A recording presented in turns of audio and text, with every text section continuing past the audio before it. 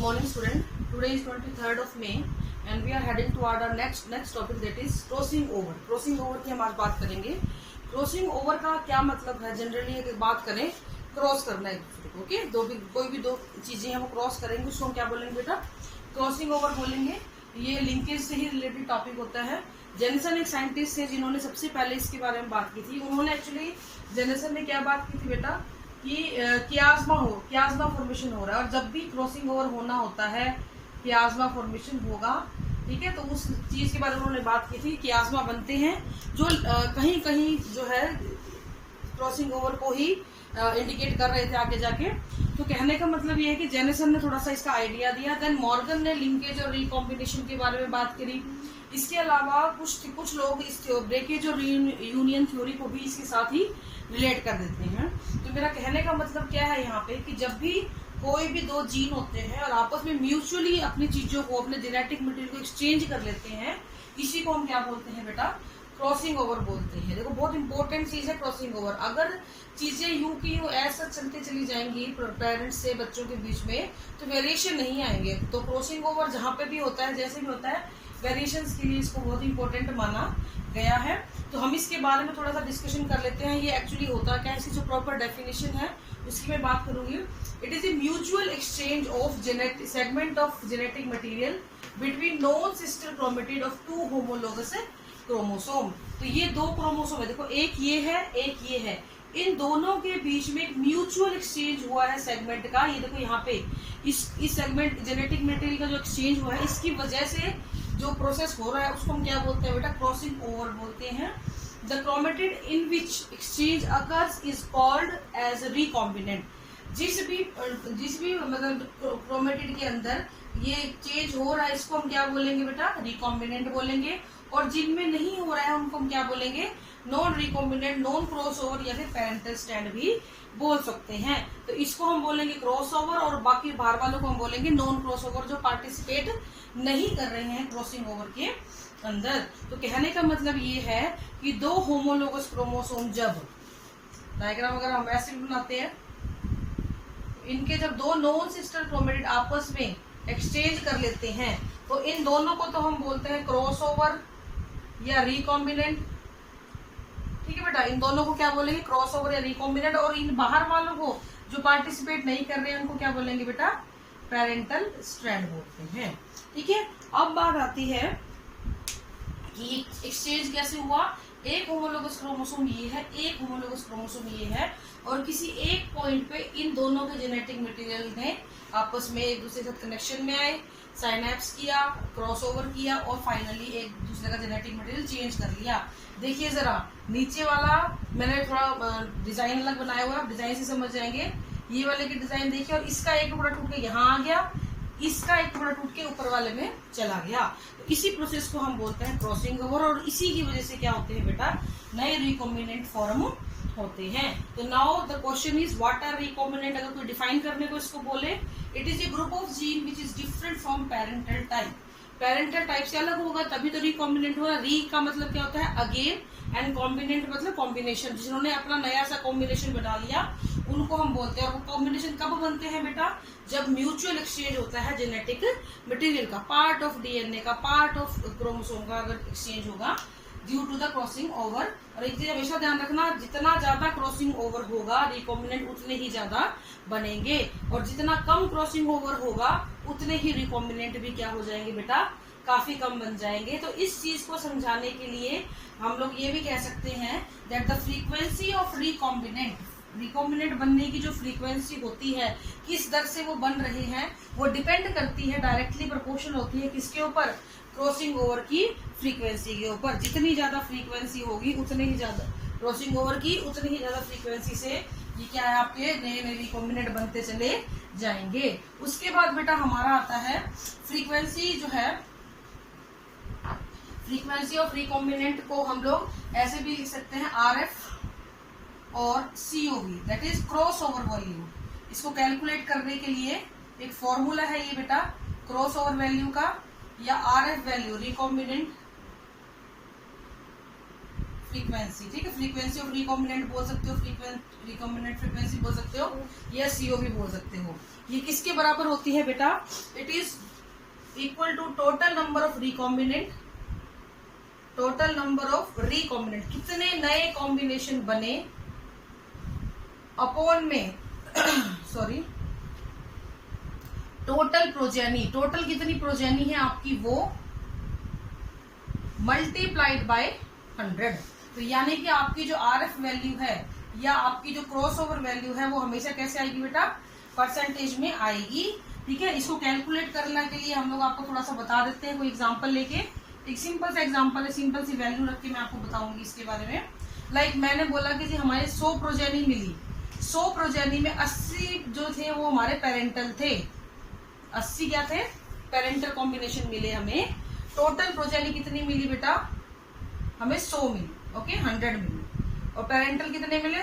ये मिले। तो अब आप मुझे ये वाली वैल्यू निकाल दो, ये वाली वैल्यू निकाल दो। तो सबसे पहले तो आपको रिकॉम्बिनेंट फाइंड आउट करने पड़ेंगे कि रिकॉम्बिनेंट कितने बने हैं। तो यहाँ पे आप देखिए 100 प्रोजेनी है, उसमें से 80 पेरेंटल है, तो बचे कितने? 20, यानी कि आपके रिकॉम्बिनेंट कितने बने हैं बेटा? 20 बने हैं। ये वैल्यू आ गई आपके पास। अब आप COV इज इक्वल टू क्या है? टोटल नंबर ऑफ रिकॉम्बिनेंट कितने हैं यहाँ पे? 20। टोटल नंबर ऑफ प्रोजेनी कितनी है यहाँ पे?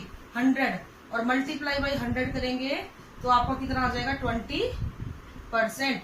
तो ये परसेंटेज में लिखते हैं। और एक चीज ध्यान रखना, 1% RF वैल्यू जो होती है इसको as a distance between gene भी यूज किया गया था, ठीक है। वो हम आगे बात करेंगे जीन मैपिंग के अंदर। थोड़ा सा मैं आपको बता देती हूँ।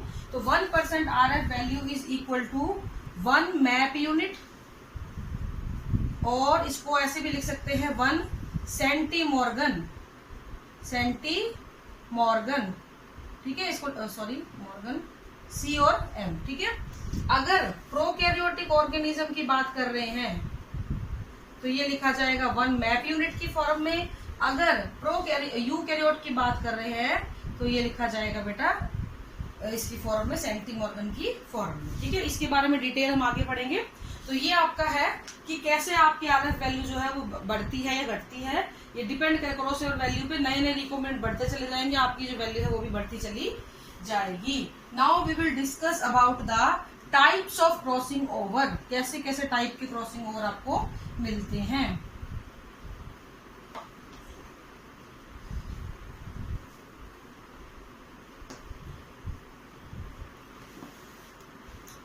Now types of crossing over. First, single crossover, आप नाम से ही समझ जाओगे। डबल और मल्टीपल, ये 3 तरीके की क्रॉसिंग ओवर हम लोग लेके चलते हैं। Single crossing over, double crossing over और मल्टीपल क्रॉसिंग ओवर। देखिए जरा, सिंगल क्रॉसिंग ओवर के अंदर फॉर एग्जांपल जो मैंने पहले डायग्राम बनाया था बिल्कुल वैसा ही है। मैं डिजाइन थोड़ा अलग बनाऊंगी, ठीक है बेटा, तो थोड़ा सा आपको डिस्टिंग्विश कर पाओगे इजीली। ये एक होमोलोगस क्रोमोसोम है, ठीक है। इसी के बिल्कुल पैरेलल एक और दूसरा है, इसको हम प्लेन रखेंगे ताकि हम थोड़ा डिस्टिंग्विश कर सके। ये क्रॉसिंग ओवर इसकी हो रही है, एक पॉइंट पे अगर मिल रहे हैं, अगर single point of crossing over हो तो इसको हम सिंगल क्रॉसिंग ओवर बोलते हैं। तो इसमें क्या होगा? एक्सचेंज ऑफ मटेरियल इस तरीके से हो जाएगा।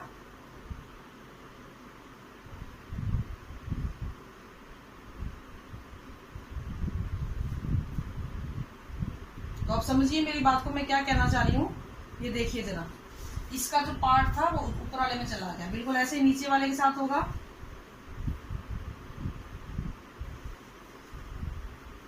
कुछ हिस्सा इसका इस तरीके से, देखिए। तो ये दोनों क्या कहलाएंगे? रिकॉम्बिनेंट कहलाएंगे। और ये दोनों, ये वाला और ये वाला क्या कहलाएगा? पेरेंटल कहलाएंगे, ठीक है। तो इस तरीके से सॉरी एक्सचेंज हो जाएगा। डबल वाले केस के अंदर देखिए जरा, पॉइंट ऑफ जो अटैचमेंट होती है, पॉइंट ऑफ क्रॉसिंग ओवर, वो 2 हो जाएंगे, ठीक है। जैसे ये है एक अगला,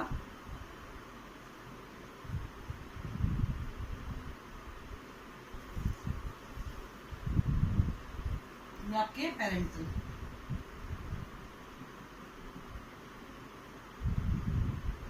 सिर्फ डिजाइनिंग का जो फर्क है ये सिर्फ डिस्टिंग्विश करने के लिए किया जा रहा है, बाकी कोई इसका कोई मेन वो नहीं है। तो एक देखिए यहाँ पे एक पॉइंट थे, यहाँ पे आपके पास 2 पॉइंट होंगे, तो आपका जो पेरेंटल कॉम्बिनेशन है वो कुछ इस तरीके से हो जाएगा आपकी बार, मतलब आपको 2 जगह पे अलग अलग टाइप के जेनेटिक मटेरियल मिल जाएंगे।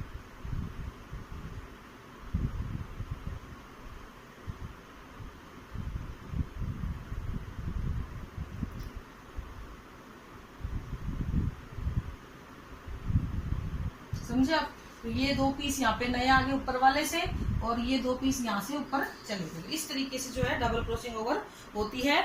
मल्टीपल क्रॉसिंग ओवर के अंदर एक बड़ी इंटरेस्टिंग बात होती है कि यहाँ पे बहुत many point of crossing over होते हैं, many points of crossing over, और इसमें कई बार ऐसा होता है कि पेरेंटल कॉम्बिनेशन भी पार्टिसिपेट कर जाते हैं। तो ऐसा संभव है, ऐसा हो सकता है, मैं कह नहीं रही कि होगा ही होगा, तो ऐसा हो सकता है कि आपको पेरेंटल कॉम्बिनेशन शायद मिल भी जाए और शायद ना भी मिले, तो उसको बोलते हैं मल्टीपल क्रॉसओवर। तो ज्यादातर केसेस के अंदर ये 2 की ही बात की जाती है, सिंगल क्रॉसिंग ओवर और multiple crossing over. Now the factor which affect the crossing over, कौन कौन से फैक्टर हैं जो अफेक्ट करते हैं क्रॉसिंग ओवर के प्रोसेस को? तो देखिए बेटा, सबसे इंपॉर्टेंट फैक्टर होता है distance between the gene.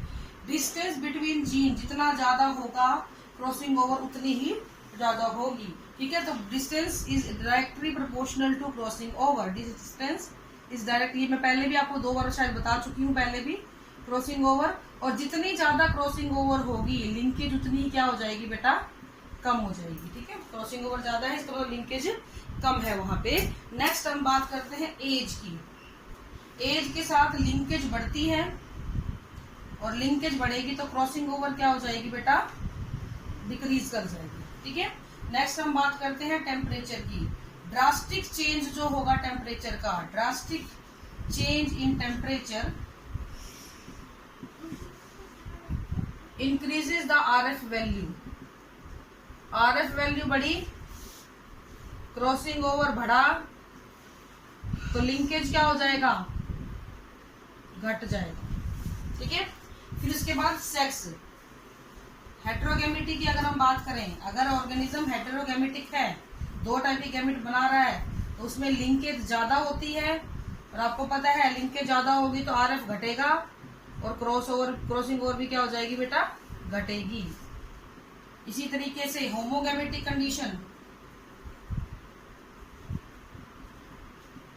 Linkage घटेगा, आरएफ वैल्यू बढ़ेगी, क्रॉसिंग ओवर भी बढ़ जाएगा। इसके बाद रेडिएशंस, रेडिएशंस की अगर हम बात करें तो बहुत सारी रेडिएशंस हैं, x rays, gamma rays, x rays, gamma rays, UV rays, ये सारी की सारी क्या करती हैं, आपकी आरएफ वैल्यू को क्या कर देती हैं, अप कर देती हैं, यानी कि इंक्रीज कर देती हैं। तो इस तरीके से ये कुछ फैक्टर हैं जो क्रॉसओवर वैल्यू और लिंकेज दोनों को ही मैंने इकट्ठा बता दिया आपको, फैक्टर्स जो फैक्ट करते हैं आपकी लिंकेज की फ्रीक्वेंसी को और क्रॉसिंग ओवर की फ्रीक्वेंसी को। नेक्स्ट बात है, एक चीज ध्यान रखना, लिंकेज ज्यादा, क्रॉसिंग ओवर कम, इनवर्सली प्रोपोर्शनल रिलेशनशिप है।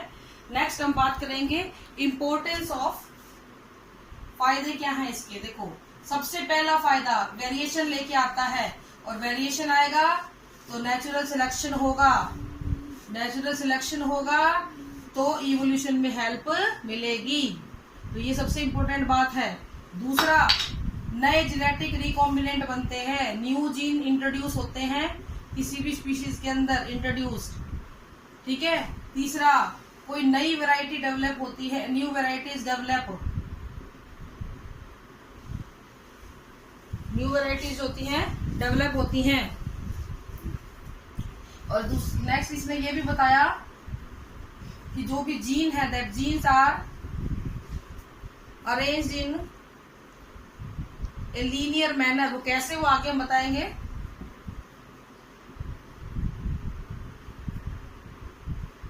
ठीक है, genes are arranged in a linear manner, ठीक है। इसके अलावा क्या हो गया बेटा, नेक्स्ट है, अगर हमें कोई भी न्यू डिजायर्ड वैरायटी बनानी है तो इससे हम बना सकते हैं क्रॉसिंग ओवर करवा के, रिकॉम्बिनेंट बना के। तो these are the importance of crossing over. This is all for today. Tomorrow we will discuss the gene mapping. Thank you. Have a nice day.